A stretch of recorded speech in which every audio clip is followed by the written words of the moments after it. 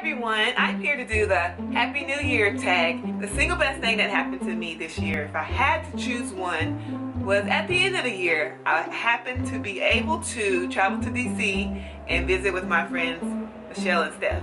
We had a great time. You probably saw the video a couple videos back, and I had the best weekend with my friends. The most single challenging thing that happened this year has to be at work. Moving my classroom from an alternative setting to a general class setting. It's a totally different school.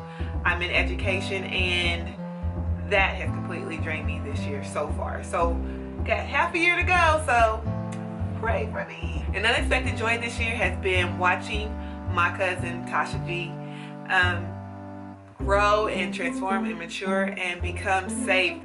An unexpected obstacle this year, I got it in the mail and I was not expecting it, was I completely messed up a line item on my 2011 tax form, and now I have to pay it back. 3 words that define 2014. 1, spirituality. 2, relationships. And 3, commitment. The best book I read this year, and I've read a lot of books, but the one that has changed me a lot, it's called Cruise Ship or Nursing Home. So it's basically talking about where do you want to end up when you're older. Do you want to be in the cruise ship or do you want to be in the nursing home? And of course, when I'm older, I want to be in the cruise ship. I think you all should read it too. My biggest personal change for 2014 has been in the area of health.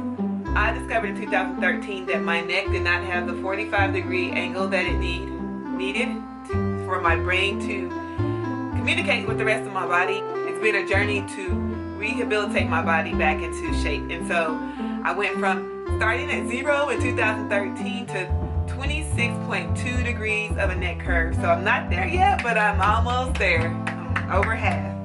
So I'm trying to get there. So hopefully I see a huge amount of change in my health for 2015. My biggest time waster for 2014 has been on Facebook. Yes.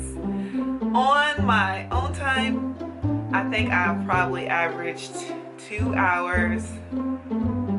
Yeah, 2 hours a day. And so I need to make that productive. So now I am changing that and I'm setting a timer. The biggest thing I learned last year was actually from the Duggars, watching 19 and Counting over the summer. I learned to incorporate Bible study into my daily life, and I'm saying in a way where I can kind of marinate on different reading passages. So what I did was I read a corresponding chapter of Proverbs that corresponded with the day. So for example, Proverbs chapter 1 will be read on the first day of the month. Proverbs is a really good book. It's very practical and you can apply it to your life.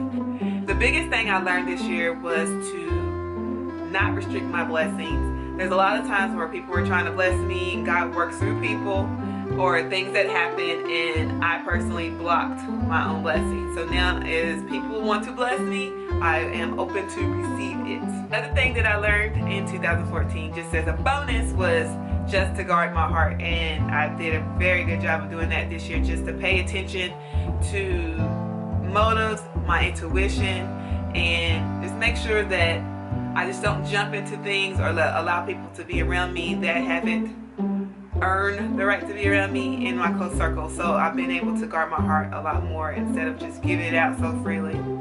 A phrase that encompasses 2014, and I might as well take this into 2015, is if you think you can or can't, you're right. But basically I should go in with a great attitude and not limit myself. For 2015, I expect to grow my relationship with Christ. I expect to walk more in my spirituality and purpose.